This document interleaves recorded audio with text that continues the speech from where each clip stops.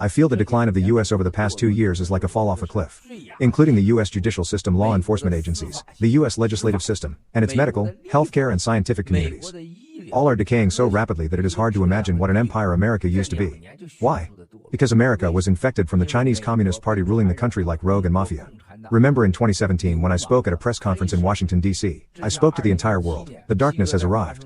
The darkness is now in the West. It is even worse than anything you could imagine. If you are not prepared, you will be swallowed by the darkness. Last night, when we talked about this in the car, an American friend couldn't help weeping. He said, "Mr. Guo, you are so right about this. America is so arrogant that it doesn't believe anyone else, or take anyone else's words." When we look back at your speech at the press conference in 2017, the Americans made a huge mistake, not taking your speech seriously. I responded, "I am heartbroken as well. Without heeding my words 5 years ago, the Americans have got themselves into a disastrous situation. All my conversations with the FBI and CIA in the past have all become the reality now." So, recently I was invited to testify before the Congress regarding my previous communications with FBI and CIA back then. Under certain appropriate condition and circumstance, I would go to testify provided that the FBI and CIA reveal all of our meeting records and submitted all files and documents I have provided to them. We can see which incident, that I warned them about, has not happened yet. The destroy of the top secret file 13579 is a huge loss to the US and the entire world. It is also a loss to the whistleblowers movement. More importantly, all sectors in the US have been fully infiltrated by the CCP.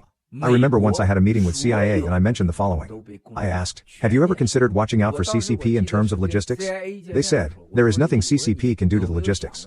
Everything is under our control. We control 70 to 80% of strategic locations on land including harbor and shipping ports. So, there is nothing to worry about our logistics."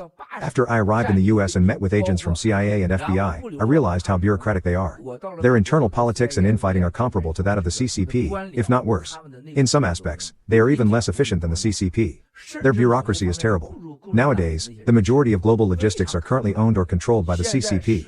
The global logistics are under the control of the CCP. Ironically, it was some Americans who secretly helped the CCP achieve this. I also asked them, why is the Chinese embassy in the Bahamas so huge? Why? It is the biggest Chinese embassy in the world. Why does it have several floors underground?